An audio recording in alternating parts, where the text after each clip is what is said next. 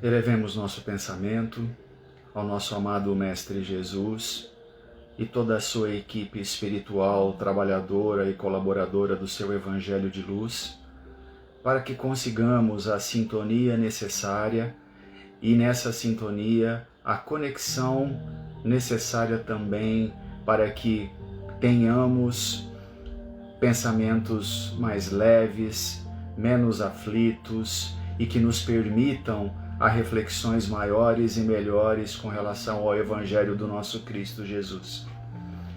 Que a paz do nosso Mestre esteja presente em todos os seus lares, em todos os vossos corações, chegando até as pessoas que aqui não podem nos ouvir de momento e beneficiando a todos aqueles que buscam o consolo, a coragem, a perseverança e a resignação. Que a paz do Cristo esteja presente com todos nós. Amém. Prezados amigos, boa tarde. É um prazer mais uma vez estar aqui com vocês. Meu nome é Paulo e hoje nós vamos conversar sobre o capítulo 77 do livro Fonte Viva, denominado Pai Nosso. Se intitula-se assim, abre aspas, Pai Nosso, fecha aspas, dito por Jesus em Mateus 6, 9. Nós, nesse mundo que nós vivemos, a partir do momento em que nós temos a condição do livre-arbítrio e a condição de decidirmos e escolhermos os caminhos que porventura são necessários a todos nós carregamos uma ferramenta extremamente importante desde os primórdios da humanidade, que muitas das vezes nós não conseguimos trabalhá-la, ou se trabalhamos, talvez não trabalhamos da forma correta. Essa ferramenta, ela torna-se imprescindível porque o homem, desde do início da sua evolução, ele sente e ele pressentia uma força maior. Ou seja, desde o princípio, o homem já tinha em seu pensamento, talvez sem condição de entendê-lo ainda, que existia uma força maior que o regia. Essa força maior é Deus, nosso Pai, nosso Criador. E a prece é essa ferramenta a que nós vamos falar hoje, né? A prece, o que é a prece, né? Se você analisar, ela está inserida na maioria das religiões e é uma prática imprescindível para todos nós. Ela se altera de religião para religião. Em algumas religiões a prece é feita de joelhos, em outras religiões a prece é feita de pé, em outras adorando uma imagem, em outras pedindo proteção a Deus através da iluminação de uma vela. Enfim, não importa a maneira com que nós, seres humanos, procuramos a conexão com Deus. Porque a prece, ela nos liga à divindade, ela nos socorre, e ela nos desliga do mundo material. Toda vez que a gente se sente aflito, nós paramos e fazemos o quê? Oramos, pedimos socorro, pedimos ajuda. E esse pedido e essa conexão que nós fazemos com o alto, ela nos desliga completamente do nosso mundo material. Porque entendemos aí que nós não vivemos só de matéria, nós também vivemos de espírito.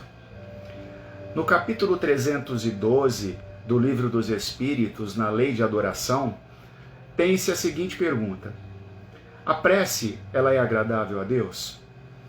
Resposta: sim, quando parte de um coração sincero, pois para ele a intenção é tudo. E a prece do coração é preferível do que podemos ler, por mais que essa prece que estamos lendo, ela seja bela. A pergunta é: como nós estamos nos comunicando com Deus? Nós entendemos pela doutrina espírita de que a comunicação com Deus ela é feita através da prece. Portanto, como nós estamos orando? Qual o sentido da nossa oração? Se nós formos pessoas ou espíritos extremamente orgulhosos, fúteis e egoístas, os nossos pedidos e as nossas orações não tocarão a Deus. Por quê? Porque geralmente os pedidos de espíritos assim são pedidos para ele próprio. Ele se esquece de que vive em comunidade e de que a comunidade ela gira em torno um do outro. O que acontece com o meu vizinho tem consequência naquilo que eu penso e naquilo que eu faço. E o que acontece comigo também tem ligação naquilo que o vizinho fez também. Nós estamos ligados uns aos outros. Nós precisamos também da conexão do nosso coração com o próximo para que nós consigamos entender o real sentido do que é orar e do que é fazer uma prece. Aqui, a gente entende que prece, ela nos eleva a Deus. Mas será que fazemos a prece corretamente? Muitas das vezes, quando nós nos encontramos numa roda de amigos, em um momento espiritual, ou um momento religioso, ou um momento de oração, nós percebemos que muitas das pessoas, quando são convidadas a fazer a prece inicial ou a prece final, têm um certo receio, têm vergonha. Mas vergonha do quê? Qual é o intuito de ter vergonha? Por que ter vergonha e receio de dizer aos outros aquilo que se encontra dentro do nosso coração?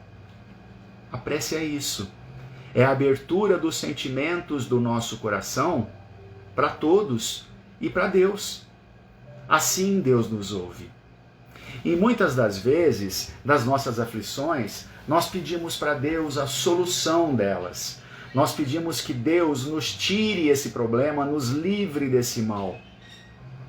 Mas em alguns casos, esse mal que acontece conosco, ele é necessário para que a gente consiga entender a real vida que nós levamos, entender a real vida que é do Espírito e por que nós passamos por momentos difíceis em alguns momentos de nossas vidas.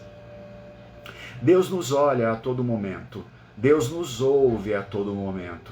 Porém, nós precisamos prestar atenção à maneira que pedimos a Deus. Madre Teresa de Calcutá, numa entrevista com o repórter fez a seguinte pergunta para ela. Senhora, quando a senhora ora, o que a senhora pede? Ela respondeu, nada, eu apenas ouço.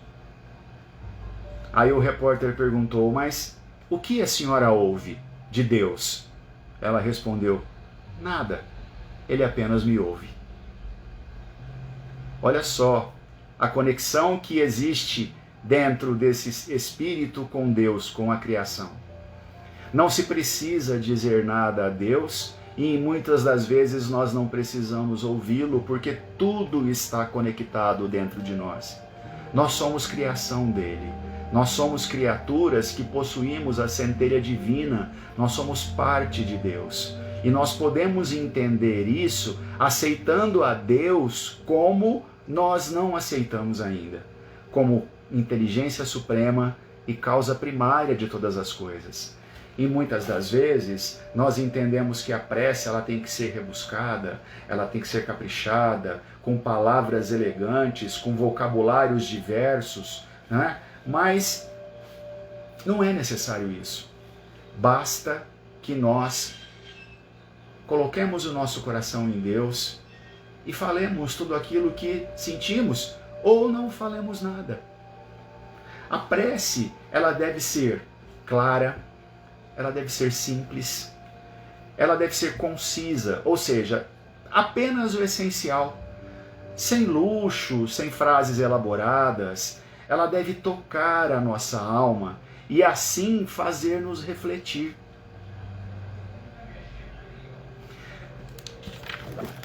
Em Jesus, existiu um discípulo que pediu a ele, mestre, ensina-nos a orar como João Batista ensinou os outros a orarem também. Nós não sabemos orar e talvez assim a gente não consiga a conexão real com o Criador, né? Aí Jesus disse a eles: a oração que deve ser feita é a seguinte, e recitou a oração do Pai Nosso, que é a oração dominical.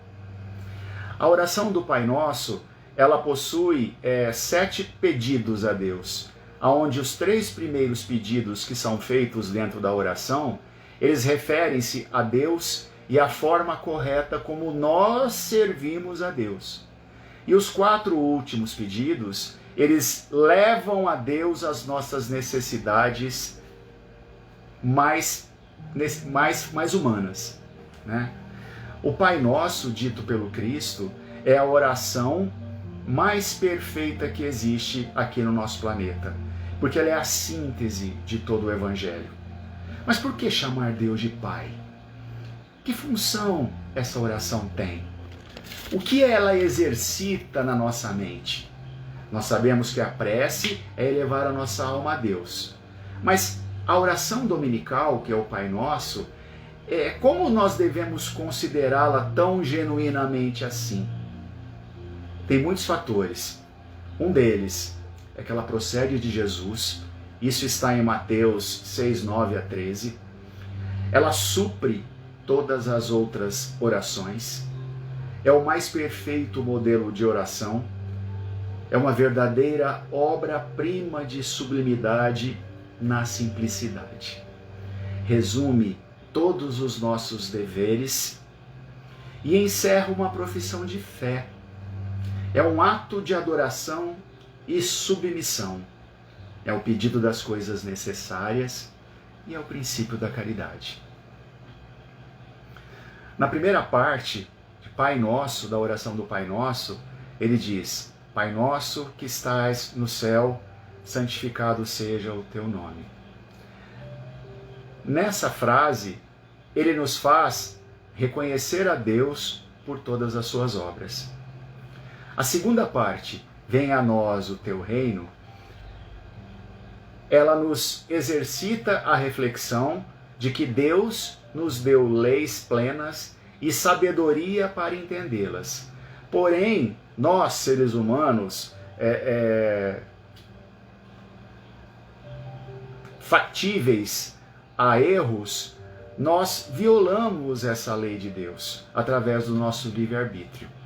Nós temos a liberdade nesse livre-arbítrio de escolher o bem e o mal. E muitas das vezes nós escolhemos o caminho inoportuno, o mal. Porém, Deus, no seu entendimento maior, ele respeita todas as nossas decisões e procura, através dessa decisão ruim, criar um objetivo que nos faça crescer e entender melhor a escolha mal feita. Na parte 3, ele disse: faça-se a tua vontade, assim na terra como no céu. Aí, nessa parte, ele explica como um filho deve submeter-se ao pai. Nós temos família, nós temos pai consanguíneo, e nós nos submetemos a muitas coisas. Imagine como será a nossa submissão com relação à nossa criação e com relação a Deus. Nós compreendemos realmente as leis de Deus? Nós lastimamos ou não a tudo o que nos acontece? Aí a reflexão é mais profunda. Ela vai nos colocando numa condição do que eu estou fazendo com relação a tudo isso para a minha melhora. A quarta parte nos diz: dá-nos o pão de cada dia. Aí nós entendemos que o sustento é do corpo, como também existe o sustento do espírito, que trabalhar é exercitar a inteligência e uma forma de evolução. E também nos ensina a confiar na divina providência para aqueles que não conseguem trabalhar. Muitos nascem com a impossibilidade do trabalho, mas são amparados a todo momento pela providência divina. A quinta parte, ela diz: perdoa as nossas dívidas. Essa quinta parte da oração do Pai Nosso nos leva à reflexão da lei da ação e da reação. Nós, em nossa caminhada de evolução, nós contraímos muitas dívidas em função de nossas falhas em espírito. E todas elas serão pagas mais cedo ou mais tarde. O pedido de perdão às nossas dívidas está intrinsecamente ligado ao exercício de perdoar aquilo que os outros nos fizeram também. Somente praticando a indulgência e a empatia, nos colocando no lugar do outro e entendendo um pouco, uma parte do motivo que fez aquela pessoa nos magoar e nos maltratar, perdoando-a, talvez pela falta de entendimento que exista dentro do seu espírito, nós conseguimos adquirir também o perdão do Pai. E é importante bendizer a todos que nos ferem. Muitas vezes a gente não consegue, mas é importante bendizer a todos que nos ferem. Sócrates disse uma coisa muito interessante, de que mais vale você ser injustiçado do que você ser o injusto. Muito mais. Porque sendo injustiçado, nós praticamos o exercício do perdão. E sendo o injusto, nós estamos buscando e formulando, elaborando uma prática que não é do bem, uma prática que é do mal e necessita aí de um reenquadramento do espírito para que ele consiga entender o que ele causa de mal para ele próprio e causa de mal para o outro. Né? A sexta parte diz: não nos deixes cair em tentação.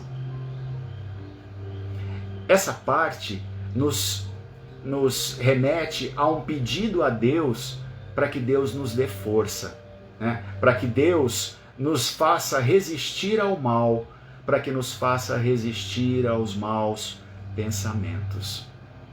Lembra que da última vez que nós conversamos, que nós falamos da questão do pensamento, o quanto o pensamento é importante, o quanto nós estamos inseridos em energias que talvez até nem consideremos pesadas, mas que são e que nos levam a condições muito ruins de vivência humana e vivência íntima. Nós não moramos na nossa casa. Nós não moramos nesse planeta. Nós moramos no nosso íntimo. Nós estamos aqui dentro de nós, cada um de nós. Mas o que será que eu carrego dentro do meu íntimo através da condição de pensamento que eu tenho? Quais as coligações e quais as conexões que eu faço com a equipe espiritual do bem ou do mal? Pensamento é extremamente importante para que a gente se vigie e ore para que consigamos sair desse patamar de vícios, dessa energia viciada, escura, que os nossos pensamentos nos carregam. Tudo é conexão. E a prece, para quem tem o pensamento direcionado a energias escuras, ela não alcança os bons espíritos. Por mais que nós peçamos, não alcança. Porque a responsabilidade da consequência de tudo isso, ela está em nós mesmos. Então, peçamos a Deus e a Jesus que eles, Deus e Jesus, nos deem realmente forças para superar as nossas inclinações para pensamentos ruins, para sofrimentos, para tristezas, para vingança, para mágoa, para tudo. Nós temos o dever de permanecer no bem. Somente permanecendo no bem é que nós conseguiremos a conexão com a espiritualidade do bem. A sétima parte diz: assim seja. Então, dizendo assim seja no final da oração, nós nos curvamos perante a sabedoria infinita de Deus. E permitimos que faça a vontade dele em nossas vidas. Olha como é profunda a oração do Pai Nosso. Nas nossas orações, nós fazemos o quê? Nós pedimos muito? Nós agradecemos muito? Ou nós glorificamos muito? Em que patamar está a sua prece? Em que patamar estão os pedidos que você faz a Deus? Você só pede, ou você agradece, ou você glorifica? Qual a condição da sua prece? Emmanuel, no Pensamento e Vida, diz que nós vivemos em comunhão com outros afins, tanto materialmente quanto espiritualmente. A prece para a superação disso é um valioso recurso, porque a modificação íntima está no trabalhar, está em pensar no bem e está em lapidar os nossos sentimentos.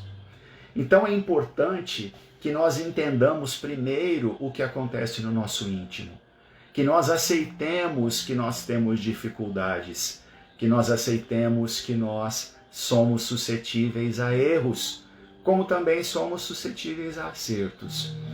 Porém, na maioria das vezes, pela condição do pensamento viciado que nós temos, nós acabamos valorizando só o que aconteceu de ruim e esquecendo o que aconteceu de bom. Existe uma passagem no Evangelho do Cristo em que Pedro questiona Jesus sobre algumas possibilidades que ele entendia que Jesus tivesse para melhorar a condição da família dele. A sogra de Pedro havia recebido um milagre do Cristo e ela ficou maravilhada com a postura do nosso Cristo Jesus e ela entendeu que ele tinha um grande poder.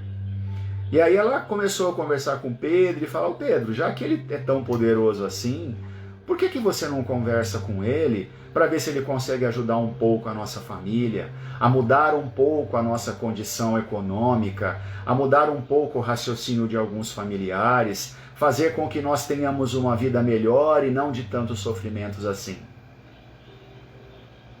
E Pedro ficou com aquilo na cabeça, até que ele esperou a oportunidade certa de estar com Jesus e perguntou a ele: Senhor, Deus ouve as nossas preces? Claro que sim, Pedro. Com certeza as ouve. Mas precisamos saber o que pedimos. E precisamos entender se o que pedimos tem condição de chegar até Ele. Aí ele falou: mas Deus não ouve muito, porque senão Ele poderia dar uma oportunidade melhor à minha família que não tem. Nós sofremos, nós trabalhamos na lavoura, mas e Joana de Cusa, que tem uma vida tão boa, uma vida com servos, e vive tão bem e não passa nenhuma necessidade? Aí Jesus disse a Pedro: Pedro, o trabalhar no bem, ele não importa o caminho em que você trabalha. Cada um nasce com um propósito. Você nasce para a lavoura, da mesma forma que Joana de Cusa nasceu para ter oportunidade de educar as suas servas. Então valorize o que você tem em suas mãos, porque é extremamente divino tudo aquilo que você tem e você não dá o devido valor. Então, às vezes, nós pedimos a Deus aquilo que o outro tem. Nós olhamos para a vida do outro e almejamos ter aquilo que o outro tem.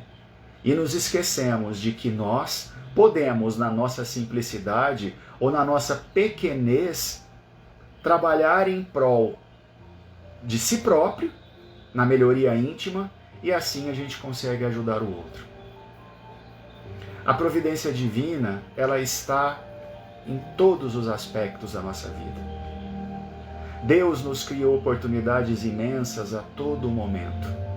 E muitas das vezes em que nós estamos na dor e na aflição, nós entendemos que Ele não está alçando a sua mão, entre aspas, para nos acolher, mas está com Jesus em todos os momentos de nossa vida.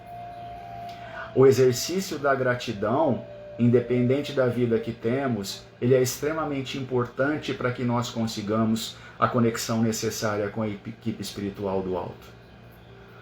Sozinhos, nós não conseguimos nada. Porém, juntos, nós nos tornamos um só.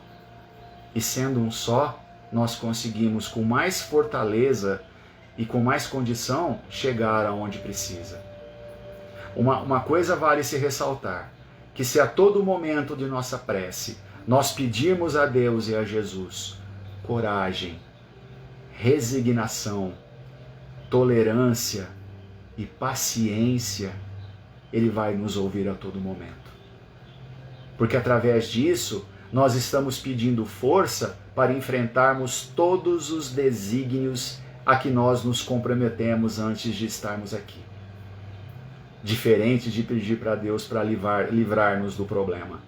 Importante que peçamos força, coragem, resignação, paciência para entender, para refletir, para suportar e principalmente para aceitar aquilo que está colocado em nossas mãos. Diz um ditado de que Deus nunca dá o fardo maior do que nós podemos carregar. Diz outro ditado, diz que Deus pode arrancar os dentes de uma criatura humana, mas Ele ajuda a abrir a sua goela para que o alimento entre. Então, de uma forma ou de outra, nós estamos sendo guiados pelo Espírito de luz do nosso Mestre Jesus. Eu gostaria de citar uma história que é do livro Pai Nosso de Meimei, que é na parte final, que seja feita a tua vontade. Desculpe, não a parte final, que é a do... deixa eu olhar aqui.